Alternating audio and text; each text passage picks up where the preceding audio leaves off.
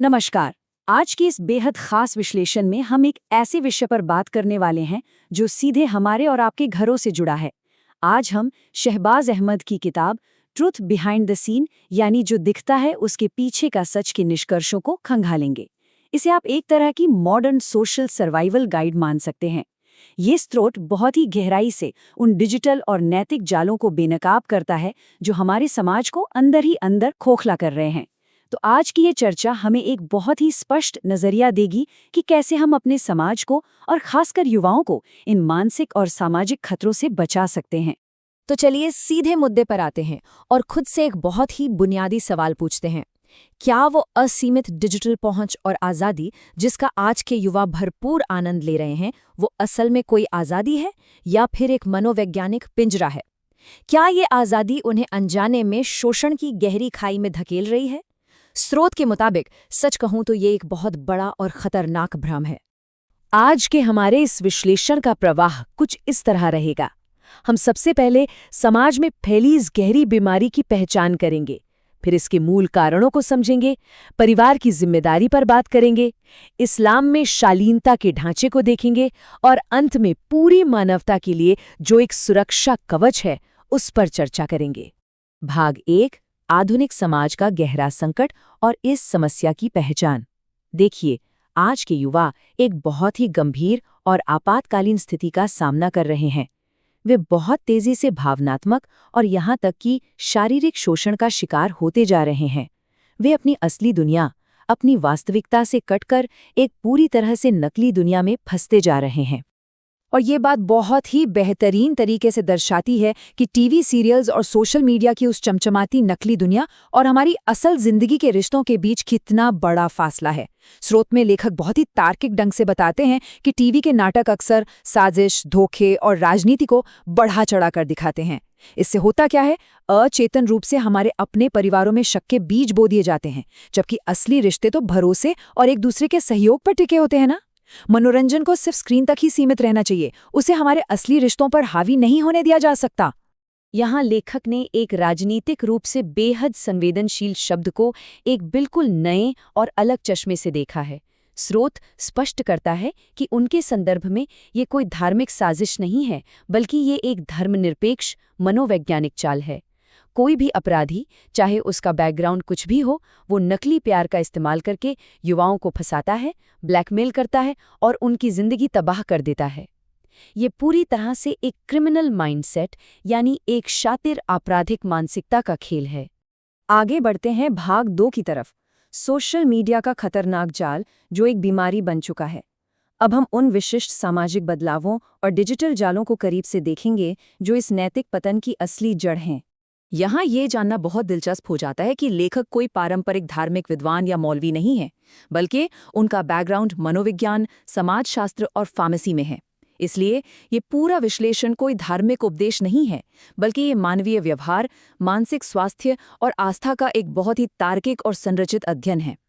वे समाज की इन बीमारियों को बिल्कुल एक डॉक्टर और मनोवैज्ञानिक की पैनी नज़र से देखते हैं। तो समाज आखिर टूट क्यों रहा है? इसकी कुछ वजहें बिल्कुल साफ हैं। आज इन स्मार्टफोन्स ने हमारे घरों के अंदर ही पक्की दीवारें खड़ी कर दी हैं। नैतिक शिक्षा की कमी, प्रार्थना या इबादत की जगह मोबाइल की लत, माता पिता से बढ़ती हुई दूरी, इन सब ने युवाओं को इतना अकेला कर दिया है कि वे सोशल मीडिया की उस नकली दुनिया, उन नकली पहचानों को ही अपना परम सत्य मान बैठते हैं। लेखक यहाँ एक बहुत ही गंभीर चेतावनी देते हैं और हमें इसे समझना होगा। अपराधी सोशल मीडिया पर अपनी नकली पहचान बनाते हैं और फिर युवाओं की झूठी तारीफों के पुल बांधते हैं। इन सतही डिजिटल तारीफों के जाल में फंसकर युवा अक्सर कुछ ऐसी तस्वीरें या बातें साझा कर बैठते हैं जो बाद में भयानक ब्लैकमेल और शोषण का हथियार बन जाती हैं। ये सच में एक बहुत ही अंधेरी दुनिया है, जहां से बिना नुकसान उठाए वापस लौटना लगभग नामुमकिन होता है।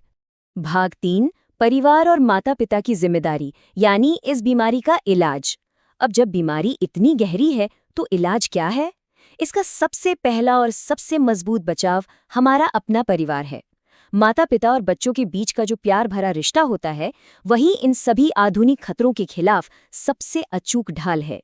किताब में यहाँ पतंग का एक बहुत ही खूबसूरत और शक्तिशाली उदाहरण दिया गया है। माता पिता का जो मार्गदर्शन होता है, जो नैतिक सीमाएं होती हैं, वे असल में कोई पाबंदी नहीं है। वे तो वो डोर हैं जो युवाओं को सुरक्षित रूप से आसमान में ऊंचा उड़ने का हौसला देती हैं। अगर आज़ादी के भ्रम में युवा इस डोर को खुद ही तोड़ दें तो उनका हाल बिल्कुल उसी कटी हुई पतंग की तरह होता है जो अंततः जमीन पर गिरती है और बर्बाद हो जाती है। तो यहाँ सबसे अहम बात यह है कि माता-पिता को बहुत ही सक्रिय कदम उठाने होंगे। बच्चों के मोबाइल इस्तेमाल की निगरानी करना, उनके साथ एक दोस्ताना और प्यार भरा संवाद बनाना और उन्हें सही गलत की मजबूत नैतिक शिक्षा देना आज के समय की सबसे बड़ी जरूरत है। सोचिए, जब बच्चों को घर में ही प्यार और उन्हें सुनने वाला कोई मिलेगा तो वे बाहर उस डिजिटल दुनिया में झूठे प्यार और तारीफों की तलाश क्यों करेंगे? भाग 4, इस्लाम में पर्दा और शालीनता, इसे एक समाजशास्त्रीय ढांचे के रूप में समझना। स्रोत के इस हिस्से में लेखक इस्लामिक शिक्षाओं को सिर्फ धार्मिक नजरिए से नहीं बल्कि एक मनोवैज्ञानिक और समाजशास्त्रीय ढांचे के रूप में पेश करते हैं, जिसका सीधा मकसद समाज को हर तरह के शोषण से बचाना है। ये कुरान की आयत लेखक के इस पूरे तर्क का मुख्य आधार है। यहाँ ध्यान देने वाली और समझने वाली बात यह है कि शालीनता और गरिमा का ये जो आदेश है वो सिर्फ महिलाओं के लिए नहीं है, ये पुरुषों और महिलाओं दोनों के लिए बिल्कुल समान रूप से है। दोनों को ही अपनी निगाहें नीची रखने और अपनी गरिमा बनाए रखने का स्पष्ट निर्देश दिया गया है। लेखक बहुत ही स्पष्ट करते हैं कि पर्दा का समाजशास्त्रीय अर्थ महज शरीर पर एक कपड़े का टुकड़ा डाल लेना नहीं है, ये उससे कहीं बढ़कर है। ये आपके व्यवहार की शालीनता, आपका आत्मनियंत्रण और दूसरों के प्रति सम्मान का एक बहुत ही व्यापक विचार है। अगर इंसान का मानसिक पर्दा ही नहीं है तो शारीरिक पहनावा भी बेमानी हो जाता है। ये पूरी अवधारणा इस तरह से डिजाइन की गई है कि शोषण की उस शुरुआती चिंगारी को ही पनपने से पहले बुझा दिया जाए। इसी से जुड़ा एक और महत्वपूर्ण बिंदु है समय पर विवाह का। लेखक इसे एक बेहद जरूरी सामाजिक संस्था मानते हैं। सही उम्र में विवाह करने से युवाओं की जो स्वाभाविक, जैविक और भावनात्मक जरूरतें हैं, उन्हें एक बहुत ही सुरक्षित और नैतिक दिशा मिल जाती है। इससे वे हताशा या भटकाव में आकर गलत और अवैध रिश्तों के जाल में फंसने से पूरी तरह बच जाते हैं। और अब हम पहुंच गए हैं अपने 5वें और आखिरी हिस्से पर, मानवता के लिए सुरक्षा कवच, जो एक सार्वभौमिक संदेश है। लेखक का ये दृढ़ विश्वास है कि ये जो भी धार्मिक और समाजशास्त्रीय दिशा निर्देश हैं, ये किसी एक खास समुदाय की बपौती नहीं है, बल्कि ये पूरी मानवता के लिए एक मजबूत सुरक्षा कवच हैं। इस सुरक्षा कवच के जो मूल तत्व हैं वो दुनिया के हर परिवार पर लागू होते हैं, चाहे उनकी संस्कृति या उनका धर्म कुछ भी हो।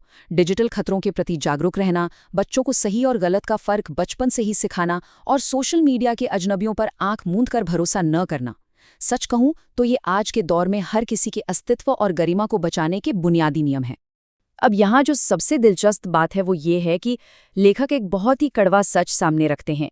शोषण, ब्लैकमेल और डिजिटल धोखे की आग जब भी समाज में लगती है तो वो किसी का धर्म या जाति पूछकर उसे नुकसान नहीं पहुंचाती, वो सबको बराबर जलाती है।